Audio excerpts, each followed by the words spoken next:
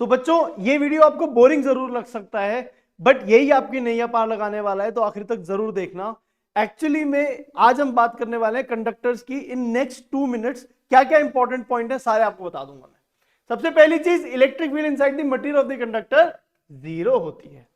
दूसरी बात, सारा का सारा जो एक्सेस चार्ज होता है कंडक्टर पे, वो कंडक्टर की सरफेस पे लाई करता है। तो कभी कभी कंडक्टर के मटेरियल के अंदर नहीं लाई करता, तो उसमें से सरफेस चार्ज डेंसिटी होती है कंडक्टर की इसमें। तीसरी बात, जो सरफेस ऑफ द कंडक्टर है वो एक इक्विपोटेंशियल सरफेस होती है। हर पॉइंट का पोटेंशियल मतलब सेम होता है किसी भी कंडक्टर के लिए। तो तीसरी बात जो बहुत इंपॉर्टेंट बात है वो है direction and magnitude of electric field on the surface of the conductor. जो है मेरे प्यारे बच्चों, वो परपेंडिकुलर होती है सरफेस से, और जो मैग्नीट्यूड होता है इलेक्ट्रिक फील्ड का वो होता है सिग्मा अपॉन में epsilon naught, where sigma is the charge density at that particular point.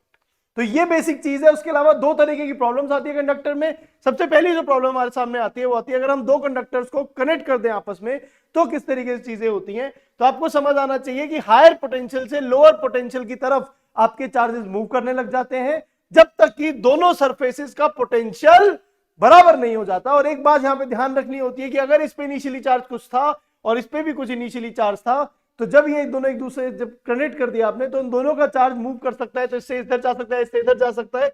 तो QA प्लस QB जो इनिशियल है वो QA प्लस QB फाइनल के बराबर होगा। इंडिविजुअल चार्जेस दोनों पे सेम नहीं रहेंगे obviously, but sum of charges same रहेगा due to law of conservation of charge.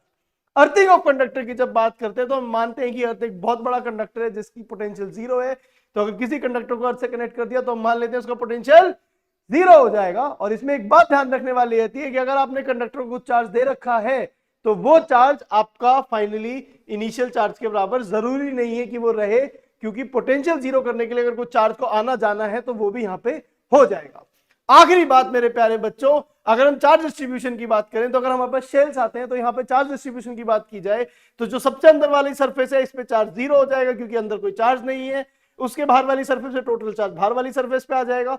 जो फेसिंग सरफेस होती है वहां पे इक्वल एंड ऑपोजिट चार्ज होता है, तो इस पे माइनस क्यू चार्ज आ जाएगा अगर टोटल इस पे इधर की सरफेस पे क्यू आया है तो। और जो बाहर वाली सरफेस है इस पे टोटल चार्ज यहाँ पे 2Q है तो इधर 3Q चार्ज हमारा टोटल आ जाएगा। तो इस तरीके से हम लोग इसे याद रख सकते हैं मेरे प्यारे बच्चों। ऑल्सो अगर हम देखते हैं कि अगर एक कंडक्टिंग प्लेट के केस में चार्ज डिस्ट्रीब्यूशन की प्रॉब्लम हमारे सामने आ जाती है तो इसमें भी ज्यादा कंफ्यूजन नहीं है। जो बाहर वाली सरफेस है उस पर total sum of charge divide by 2 हो जाएगा। तो अगर यहां पे देखोगे तो Q1 plus Q2 by 2 charge आ जाएगा। तो टोटल चार्ज Q1 है तो इसमें बेसिकली इस वाली सरफेस पे Q1 minus Q2 by 2 charge आ जाएगा। इस पे उसका एग्जैक्टली ऑपोजिट चार्ज होगा Q2 माइनस Q1 बाई 2। और बाहर वाली सरफेस पे तो हमने बोला था कि Q1 plus Q2 by 2 charge आ जाएगा। तो कंडक्टर के बारे में ये जो मैंने बातें बोली है इनको करके आप ऑलमोस्ट सारी प्रॉब्लम कंडक्टर की सॉल्व कर सकते हो। तो make sure that you subscribe our channel for more such videos. All the best बच्चों।